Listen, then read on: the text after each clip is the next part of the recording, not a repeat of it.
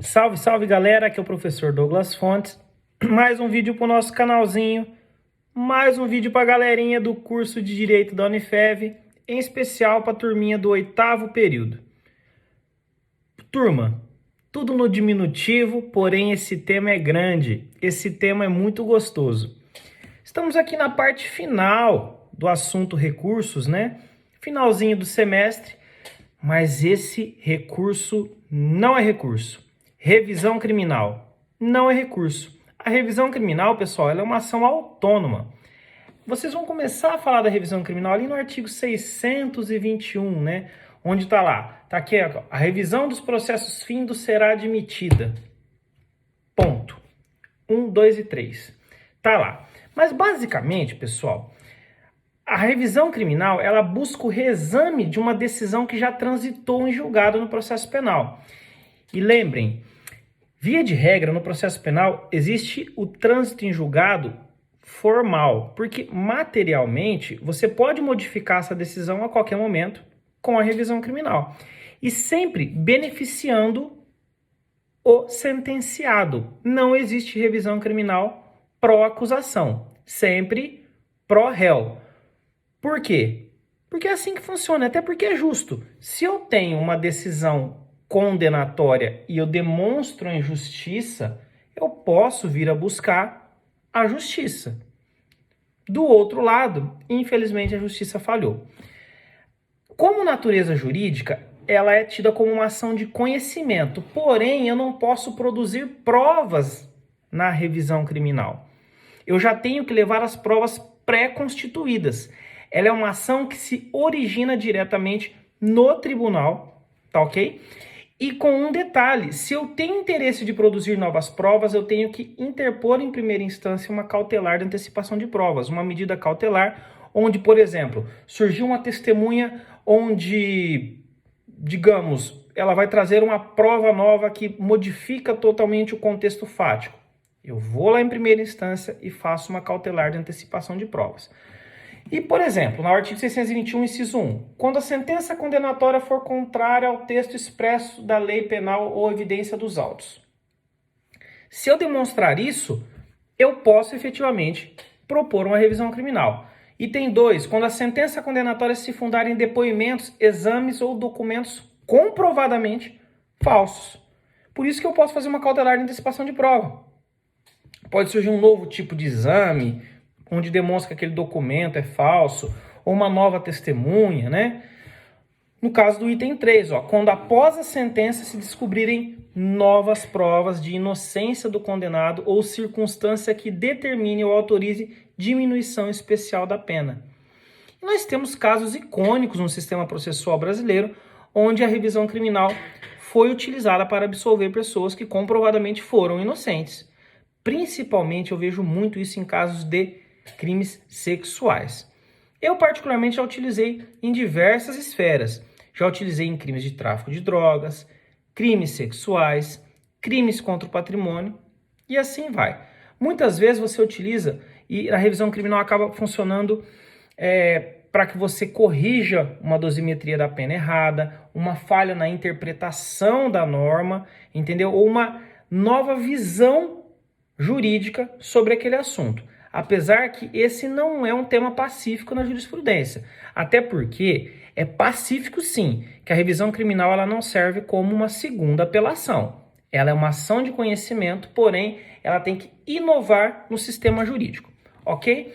E eu tenho outros pontos. Por exemplo, um pressuposto da revisão criminal é que eu tenha uma sentença penal condenatória definitiva. O que é isso? Transitada em julgado. Então, quando eu vou propor a revisão criminal, se eu esquecer de colocar a certidão de trânsito em julgado, provavelmente essa revisão vai ser rejeitada.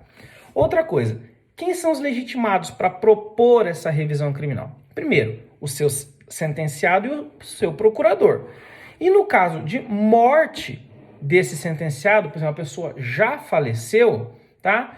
Eu vou lá no artigo 623 e vejo que no caso de morte pode o cônjuge, o ascendente, descendente ou o irmão dessa pessoa que é o revisionando, tá? No caso do cabimento, nós já comentamos, eu tô seguindo o materialzinho da galera aí que tá com o material em casa, tá bom? Prazo. Fácil. A qualquer momento eu posso propor a revisão criminal. Não existe um prazo, tá, prescricional, decadencial, qualquer tipo, preclusivo, não existe, tá? Eu tenho direito de propor a revisão criminal a qualquer momento. Outra coisa, competência. Eu já disse também que a competência é o tribunal competente para conhecer aquele recurso. Tá? Por exemplo, aqui no estado de São Paulo, cidade de Votuporanga, onde nós estamos gravando esse vídeo hoje. Um processo que tramitou em Votuporanga.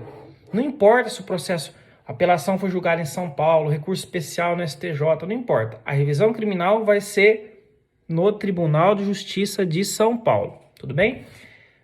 No caso, no meio da revisão criminal, ocorre a morte do revisionando.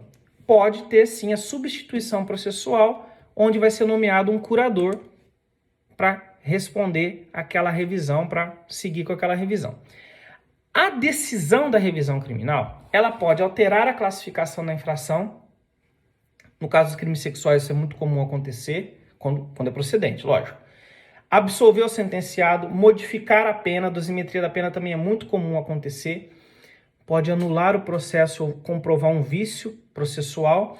E pergunta-se, a pena nova pode ser maior que a anterior? Lógico que não. Se a revisão criminal é um procedimento exclusivo da defesa, pró-réu, jamais isso pode acontecer.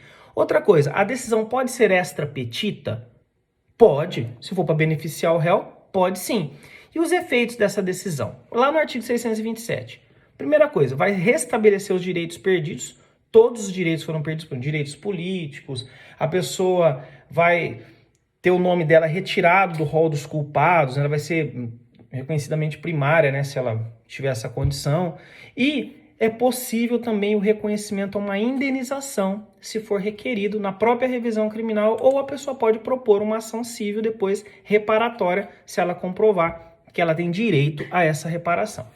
Então, o grosso dessa matéria é essa. Então, nesse sentido, seguindo esse caminho, nós vamos verificar que, embora a revisão criminal está constando lá no título referente a recursos, como eu disse no comecinho do vídeo, não é um recurso, é uma ação autônoma de impugnação. E ela possui natureza de desconstituir o título, tá? Desconstituir o título penal condenatório. Por quê? Ela visa desconstituir aquela sentença condenatória. E não está sujeita a um prazo, inclusive após a morte do réu. Como nós já falamos no artigo 623, tem previsão expressa. Tudo bem?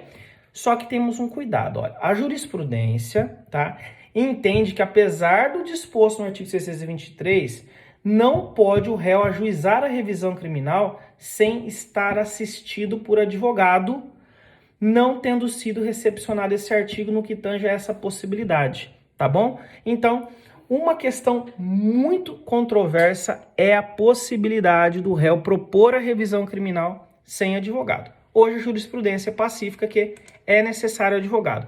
Nossa, professor, mas eu já ouvi falar que o preso tá lá no presídio, e ele pegou um papel lá e mandou uma carta pro tribunal, e os presos chamam isso de revisão de pena. E deu certo, porque isso foi para lá e provavelmente o tribunal intimou a Defensoria Pública para complementar tecnicamente aquilo. Tudo bem? E, seguindo, frisando, quais são os pressupostos da revisão criminal? Primeiro, existência de sentença condenatória criminal e existência de trânsito em julgado. Revisando, hein? E declarando taxativamente que a revisão criminal é um meio de impugnação privativo da defesa. Por isso que eu falo para os senhores, no direito processual penal não existe coisa julgada material, apenas formal, ok? Formal. Por quê? Se no direito penal eu falar que existe coisa julgada material, é a mesma coisa de eu falar que não existe revisão criminal, tá? De forma absoluta. E não esqueçamos que na revisão criminal não cabe instrução probatória. Cuidado, na hora que se fala uma ação autônoma, cabe instrução probatória. Não cabe, tudo bem? E no material de vocês eu coloquei uma tabelinha lá, onde que cabe cada recurso, tudo em cada tribunal. Mas é muito fácil, é muito tranquilo. Tudo bem, pessoal?